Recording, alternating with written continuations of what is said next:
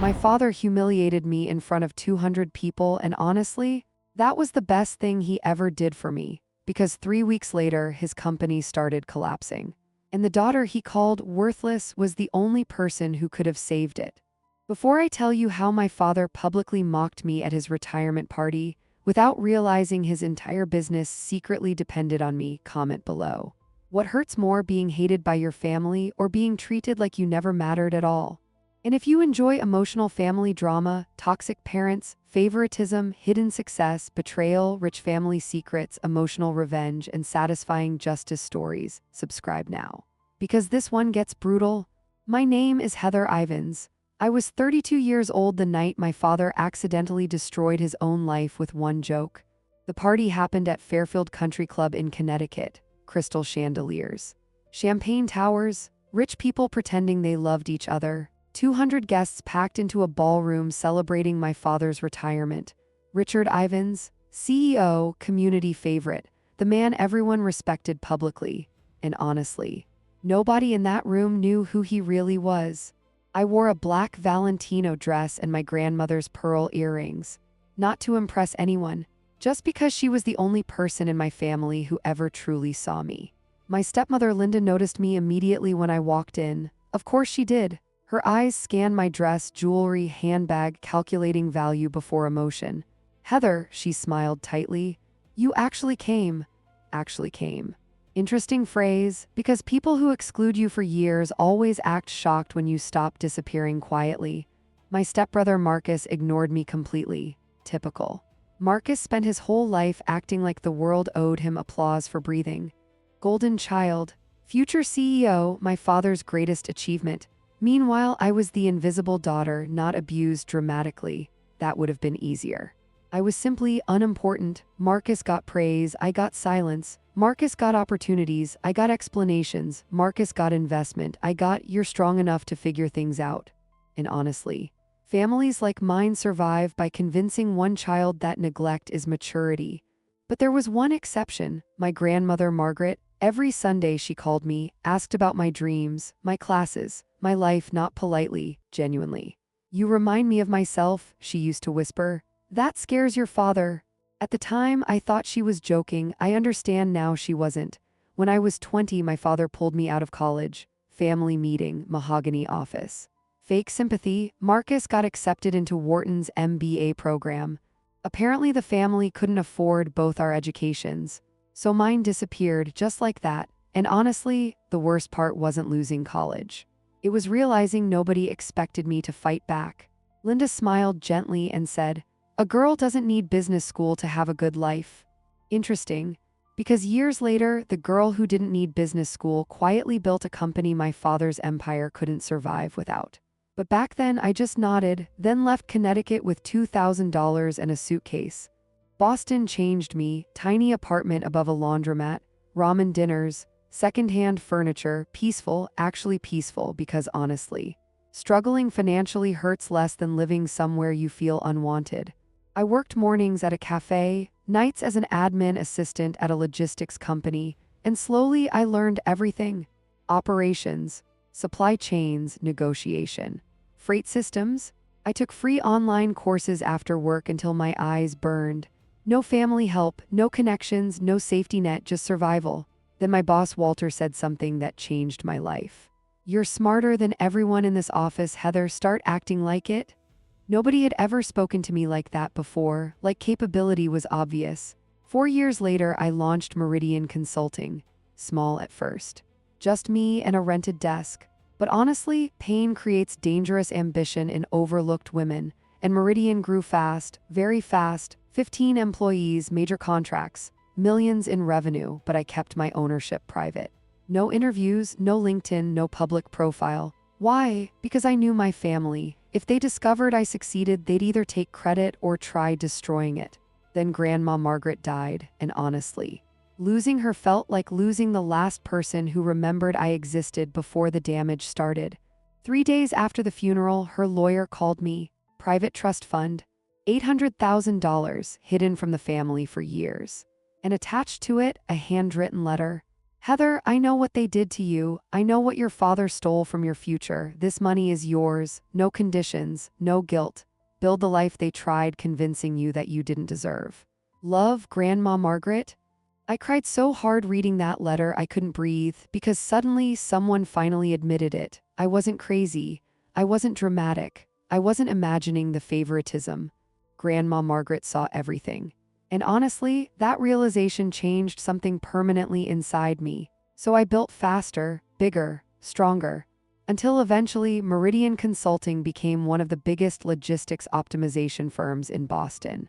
And here's the part that still feels unbelievable. 3 years ago, my father's company hired us. They never knew Meridian belonged to me. Every contract went through lawyers and executives. No photos, no public ownership records. For 3 straight years, the daughter my father called worthless secretly became the backbone of his business. And he never even noticed. Until his retirement party, until the microphone, until the joke that destroyed everything. The ballroom smelled like expensive perfume and fake respect.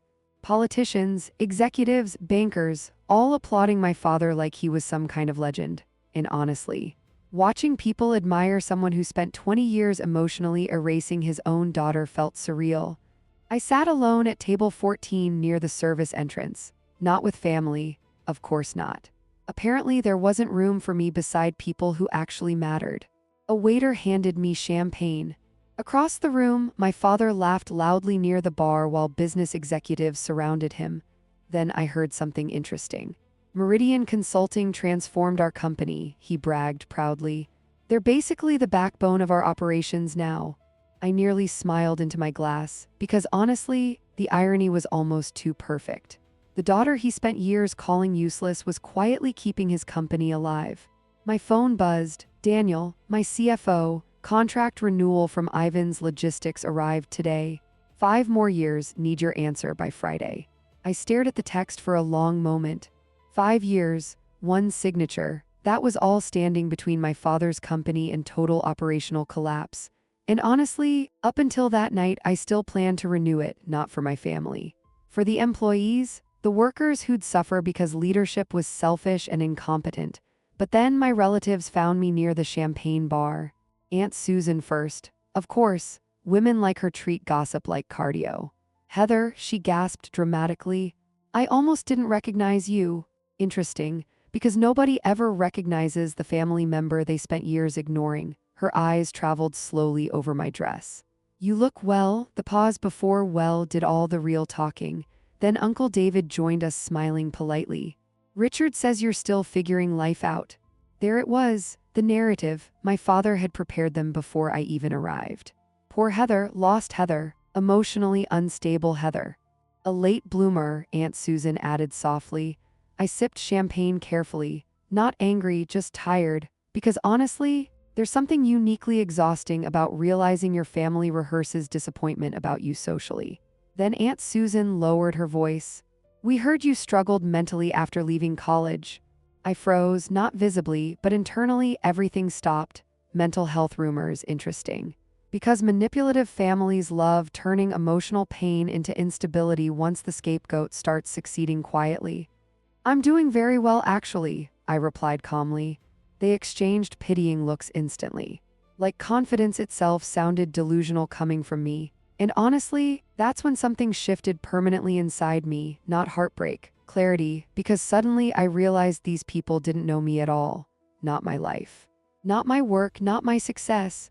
They knew only the version of me my father created for them. Then Marcus found me outside on the terrace. Cold September air, golf course lights glowing below us. Well, he smirked, look who decided to show up. I stayed quiet, Marcus stepped closer. Dad's worried you'll make a scene tonight. Interesting. Because toxic families always accuse the quietest person of causing drama. Why would I do that? I asked. Marcus laughed softly. Because you've always been jealous. Jealous, funny word coming from someone handed everything. You disappeared to Boston because you couldn't handle failure, he continued. You always take things too personally. And honestly, that sentence almost made me laugh. Because people who never struggle genuinely believe survival is emotional weakness. Then Marcus made a mistake. I heard you started some little company up there, he added smugly. How long before it crashes? Little company. Interesting, because his entire future depended on that little company. I looked at him carefully. You know what's funny, Marcus? What? You still think you know who I am? Something in my voice must have unsettled him. Because for 1 second his confidence cracked, then the ballroom lights dimmed. Retirement speech time. Marcus smirked again. Try not to embarrass yourself tonight. And honestly, he had absolutely no idea how badly that sentence was about to age. The ballroom lights dimmed slowly. Conversations faded. Music softened. Then my father stepped onto the stage like a king taking his final bow.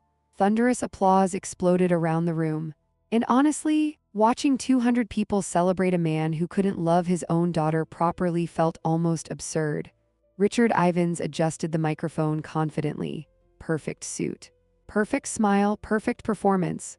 40 years, he laughed warmly. One hell of a ride. More applause, then came the speech. Thanking business partners, thanking executives, thanking loyal employees. Every word carefully polished. My father had always been brilliant at sounding human without actually being emotionally available. Then came the family section. My incredible wife Linda, spotlight on her table, tearful smile, elegant nod. And my son Marcus, future CEO of Ivins Logistics. Standing ovation. Marcus grinned like he'd personally cured cancer instead of inheriting a company. Then my father looked directly at me, and honestly, something dark shifted in his expression. Not anger, cruel amusement. The kind people save for someone they believe can't fight back. And of course, my daughter Heather. The spotlight swung across the ballroom. 200 faces turned toward me instantly. I stayed still, calm. My father smiled wider. No degree, no real career, still freeloading off the family. The room exploded with laughter, real laughter, not uncomfortable chuckles. People genuinely thought humiliating me publicly was entertainment. And honestly, that part hurt less than I expected, because once people reduce you to a family narrative, they stop seeing you as fully human.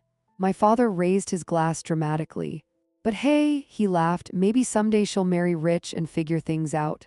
More laughter. I heard someone clap, actually clap, and suddenly everything became very clear, the rumors, the pity, the mental health whispers.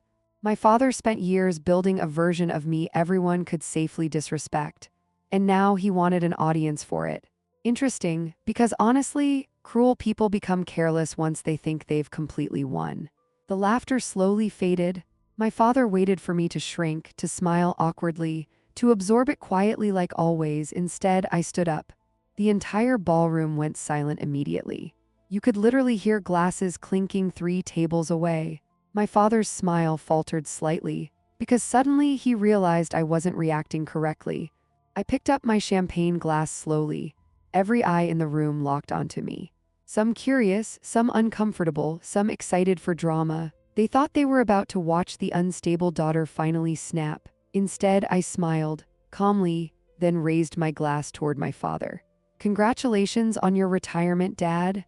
My voice echoed clearly through the ballroom. 40 years in business is impressive. My father relaxed slightly, too early. You taught me a lot, I continued. About sacrifice, about loyalty. About exactly how much family support is worth when someone decides you no longer matter. Dead silence. No movement, no laughter, nothing. I looked directly at my father, then I smiled again. So cheers, I said softly. This is the last time any of you will ever see me. And honestly, that sentence hit the room like broken glass. I placed the champagne down untouched, picked up my handbag, then walked toward the exit, slowly. My heels echoed across the ballroom floor while 200 people watched in complete silence. Nobody stopped me, nobody spoke. And honestly, for the first time in my entire life, I felt powerful, not because I hurt them. Because I finally stopped begging to be loved correctly. I reached the parking lot before Linda caught me. Heather, her voice cracked across the night air sharply. I kept walking. What do you think you're doing? She snapped, grabbing my arm. I looked down at her hand calmly until she let go. Behind her, my father stormed outside looking furious, red-faced, humiliated, dangerous. You embarrassed me in there, he hissed, interesting.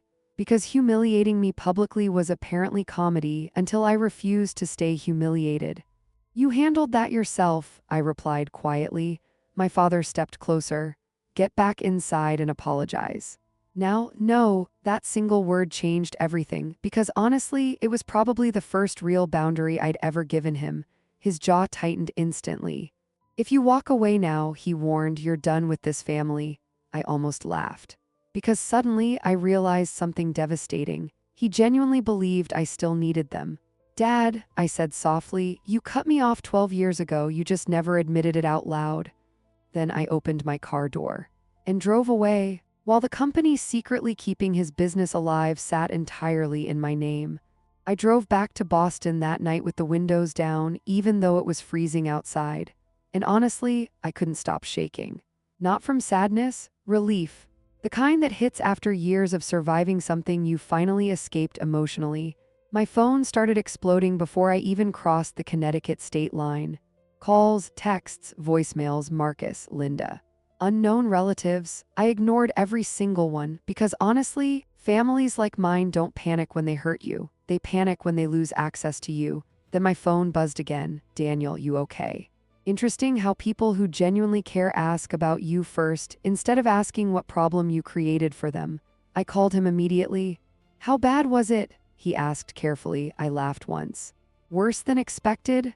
Then I told him everything, the speech, the jokes, the laughter, silence on the other end, long silence. Finally, Daniel exhaled slowly.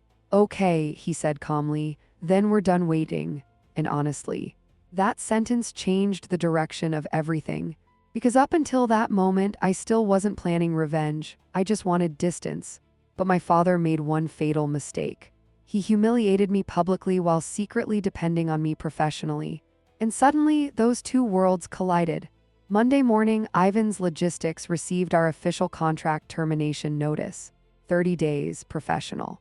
Legal, cold, strategic restructuring of Meridian Consulting's client portfolio. That was all the letter said officially. No emotion, no accusations, just business. But attached underneath in a separate sealed envelope was my personal letter to my father. And honestly, I rewrote that letter 7 times. Too angry, too emotional, too cruel. Eventually, I stripped everything away except the truth. Dad, the company you publicly mocked your daughter in front of 200 people for not having Meridian Consulting belongs to me. For 3 years, your business depended heavily on work created by the daughter you called worthless. I'm ending our contract because I finally understand something important. People who humiliate you publicly do not deserve private loyalty. Grandma Margaret believed in me when you didn't. Everything I built came from her faith, not your approval. Don't contact me again, Heather Margaret Ivins. I included my middle name intentionally, Margaret, because honestly, my grandmother deserved to exist somewhere permanent inside my success. The courier confirmed delivery Monday morning at 9:07 a.m. Then chaos began. 9:18 a.m. missed call from Richard Ivins. 9:22, another. 9:31, Marcus. 9:46, Linda. Text started next. Call me now. What the hell is this? Heather, this is not funny, interesting, because suddenly the worthless daughter became extremely important. By noon, I had 16 missed calls. And honestly, I felt nothing. No satisfaction, no revenge fantasy, just clarity. Because for the first time, they were reacting to my decisions instead of forcing me to react to theirs. Then at 2 p.m., my assistant knocked softly on my office door. Heather, your family is downstairs. Of course, they drove to Boston immediately. Panic travels fast when money is involved.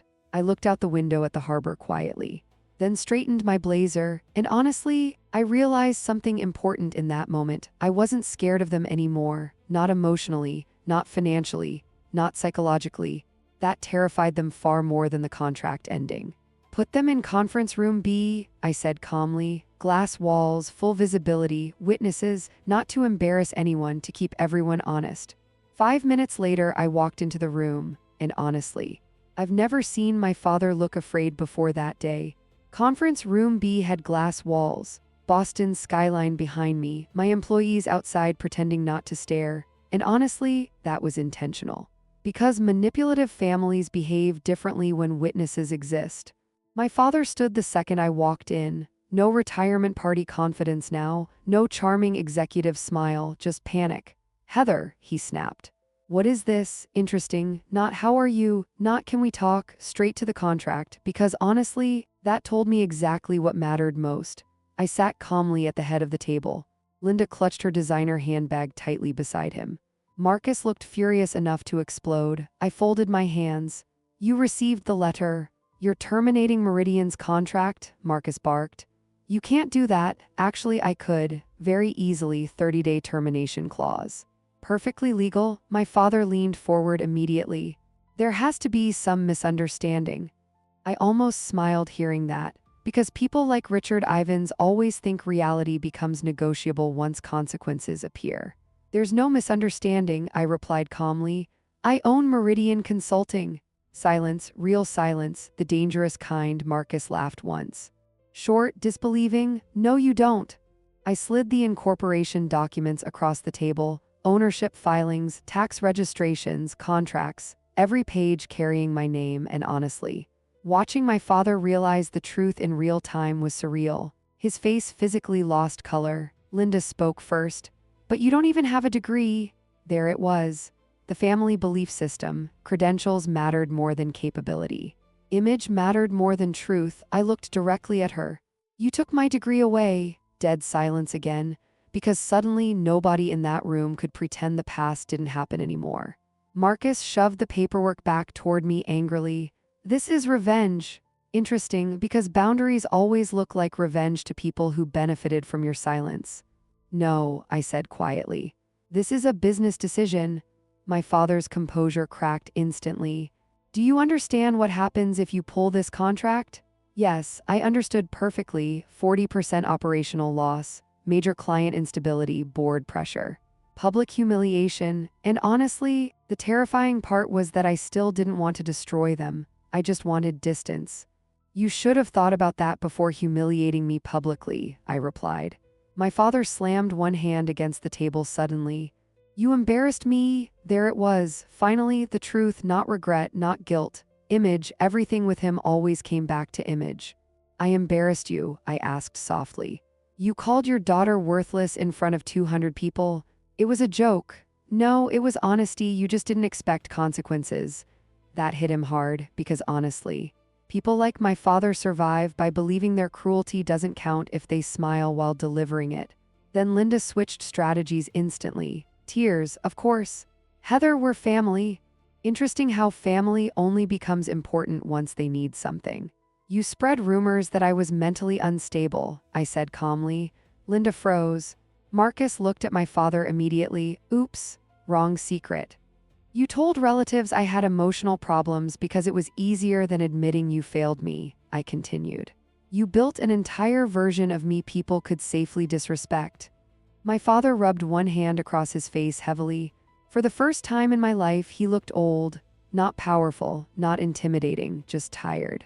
Then he asked the one question I think he genuinely never expected to ask me. What do you want? And honestly, that question healed something inside me permanently. Because suddenly I realized they still believed this was transactional, that there had to be a price, a deal, a number, a negotiation, but some damage moves beyond repair. I don't want anything, I said quietly. That's the point. Nobody spoke. Outside the glass walls, my employees kept working silently. The company I built alone, without my father, without Marcus, without anyone saving me. Then I pulled out Grandma Margaret's trust documents.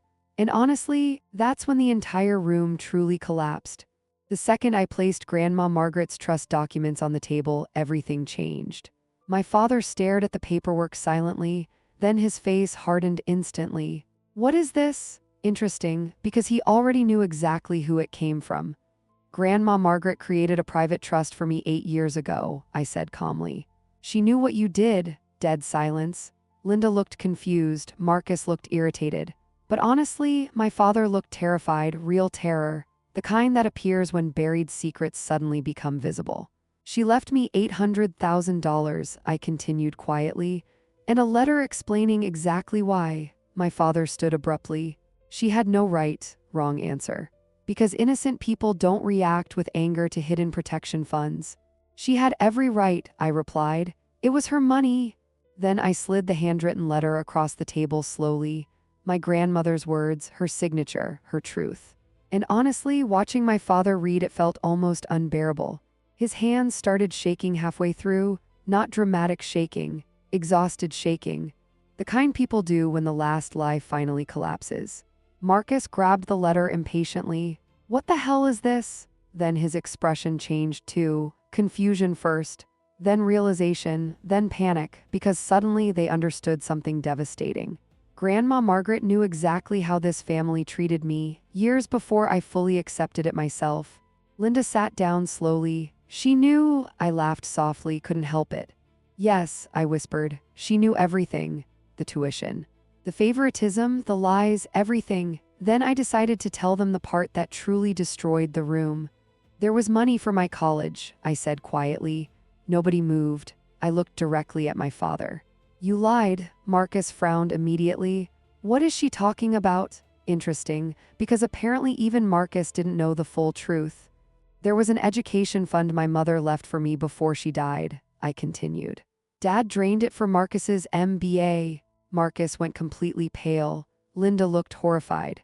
And honestly, that was the exact moment the family narrative shattered permanently, because suddenly this wasn't about misunderstandings anymore. It was theft. My father rubbed both hands across his face slowly. Heather, weak voice now, not CEO Richard Ivins, just a man cornered by his own choices. I was trying to protect the family again. Funny how sacrificing me always somehow benefited the family. No, I said softly, you were protecting Marcus. Marcus slammed his hand against the table immediately. I didn't know, and honestly, for the first time I believed him, because golden children often don't notice favoritism while it's happening, not until the bill arrives emotionally years later. Then my father looked at me again, and honestly, I think he expected cruelty, revenge, humiliation, victory, but I just felt tired, 12 years tired.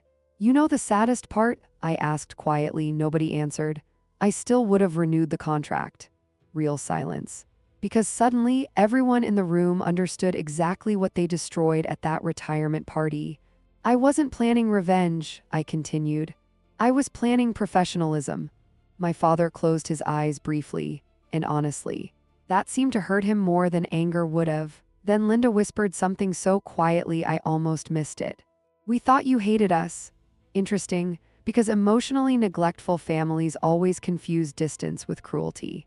I don't hate you, I said calmly, and that was true. Hate requires emotional attachment. What I felt was emptiness, finality. I just finally understand I deserved better than this family. Nobody spoke after that. Outside the glass walls, Boston moved normally. Cars, people, meetings. While inside that conference room, my entire family finally realized the daughter they ignored became successful enough to walk away permanently. And honestly, that was the part they never thought possible.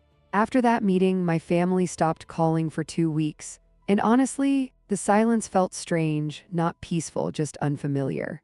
Because toxic families train you to expect constant emotional pressure. Without it, everything felt unnaturally quiet.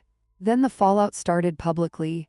Ivan's Logistics announced major restructuring, corporate language, translation. Panic. Within 60 days, they lost clients. Major contracts stalled. Investors got nervous. Employees started leaving. And honestly, the cruelest part wasn't the contract termination, it was the rumors afterward.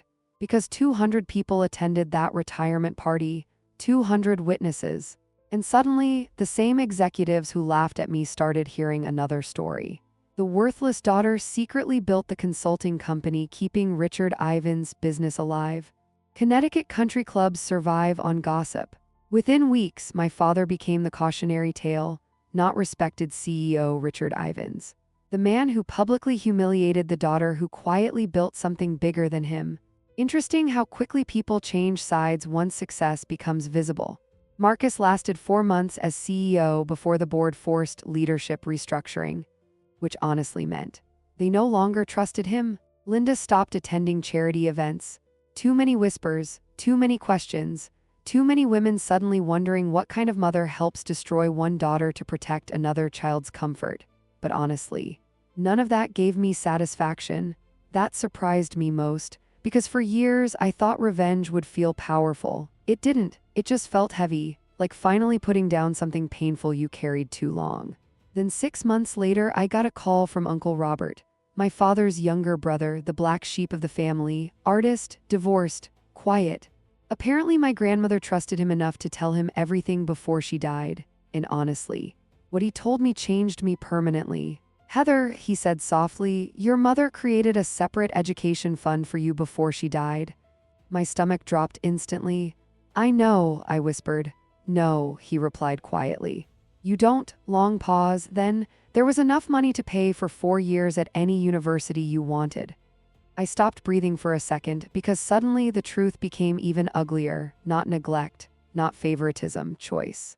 My father didn't pull me from college because he had no options. He sacrificed my future intentionally for Marcus. He drained the account, Uncle Robert continued. Margaret found out afterward. That's why she created the trust. I sat in silence for a very long time after the call ended. And honestly, that was the moment I finally stopped blaming myself completely. Because deep down, children raised in emotionally neglectful families secretly believe they deserved it somehow. That maybe if they were smarter, prettier, easier, better, they would have been loved correctly. But the truth. Some families choose comfort over fairness, and one child pays the emotional bill for it. A year later, my life looks very different. Meridian expanded again. New Harbor office, 23 employees, better clients. Daniel became partner officially.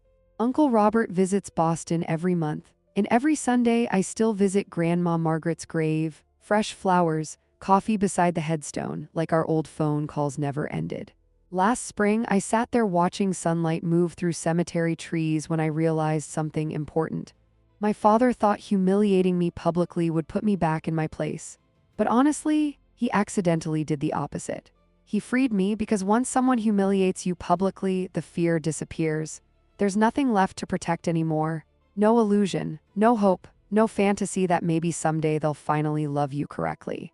And strange as it sounds, that freedom saved my life. Today, I don't hate my family. That's the part people struggle understanding. Hate keeps emotional doors open. I closed mine quietly, permanently. Because boundaries are not revenge, they are protection. And honestly, walking away from people who refuse to value you isn't weakness. Sometimes it's the first powerful thing you ever do.